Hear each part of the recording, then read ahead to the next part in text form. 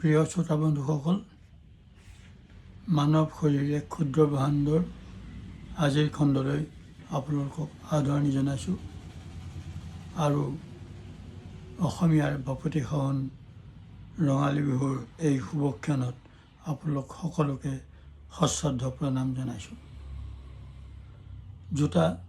যোৱা দুটা দেওবাৰ আমি ভ্ৰমণত থকাৰ কাৰণে আপোনালোকৰ লগত সংযোগ স্থাপন কৰিব নোৱাৰিলোঁ।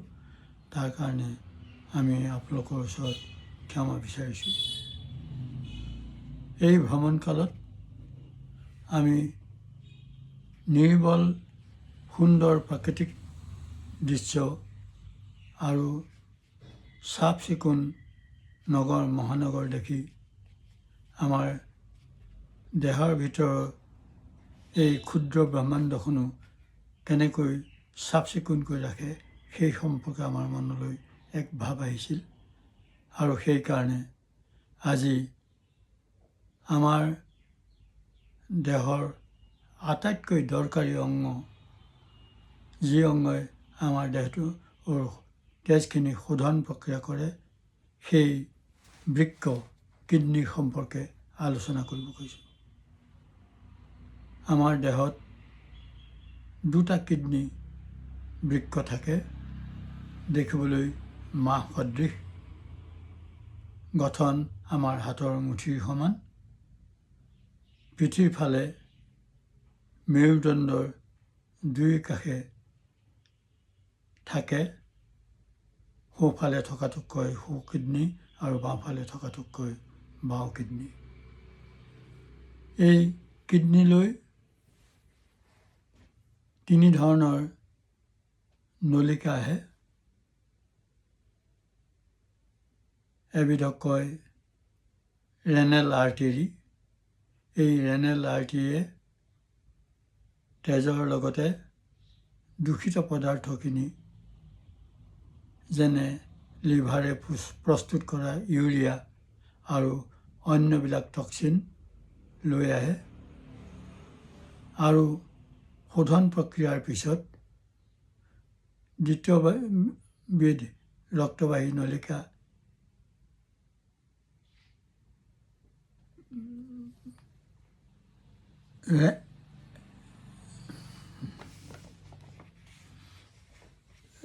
ৰেনেল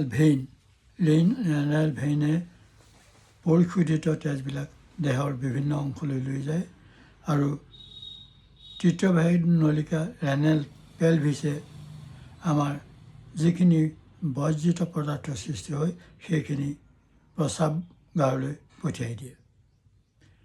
এই তিনিবিধ নলিকাই কাম কৰাৰ ক্ষেত্ৰত আমাৰ দুয়োটা কিডনীত কিছু সংখ্যক শ্ৰমিক থাকে। সেই শ্ৰমিকখিনিক কোৱা হয় নেফ্ৰন। এটা কিডনীত প্ৰায় 10 লাখকৈ, দুয়োটা কিডনীত প্ৰায় 20 লাখ নেফ্ৰন থাকে। এই নেফ্ৰনবিলাকেও গোটেই কাৰ্যক্ৰমণিকাখিনি কৰোঁতে 3টা পদক্ষেপত কামখিনি সম্পূৰ্ণ কৰে।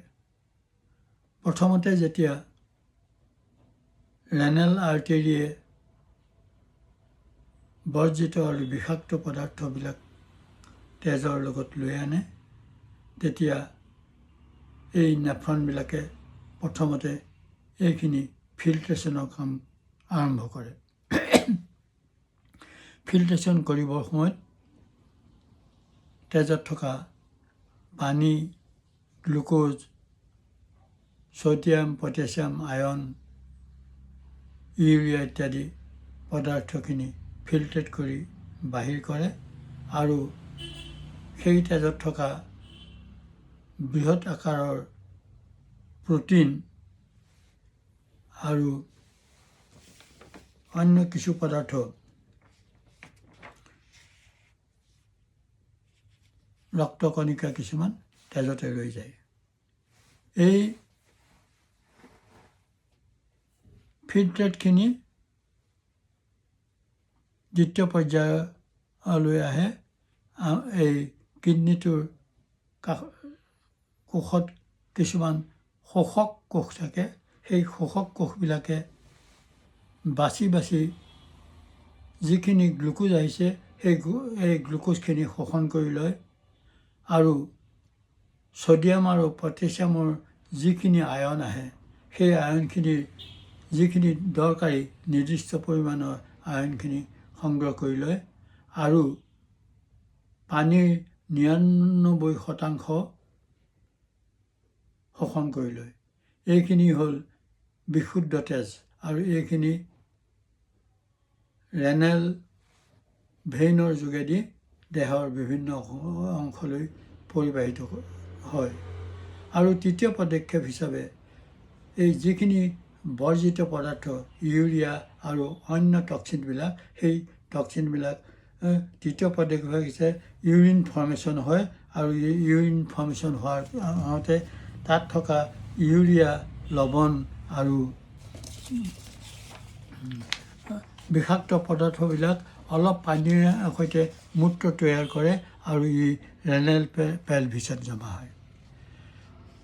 এই বৃক্ক এইখিনি যদিও প্ৰধান কাম, কিন্তু এইখিনি বৃক্কৰ একমাত্ৰ কাম নহয়। বৃক্কত দুই ধৰণৰ হৰমন থাকে। এবিধ হৰমনক কয় ইৰিথ্ৰপয়েটিন EPO। এই ইৰিথ্ৰপয়েটিন নামৰ হৰমনবিধে আমাৰ মজ্জাই যিবিলাক ৰক্তকণিকা তৈয়াৰ কৰে সেই ৰক্তকণিকা তৈয়াৰ কৰাত ই উদগনি যোগায়। আৰু এবিধ হৰমন আছে, সেইখিনিক কোৱা হয় লেনিন। এই লেনিনবিলাকে আমাৰ ৰক্তচাপ ব্লাড প্ৰেছাৰ নিয়ন্ত্ৰণত সহায় কৰে।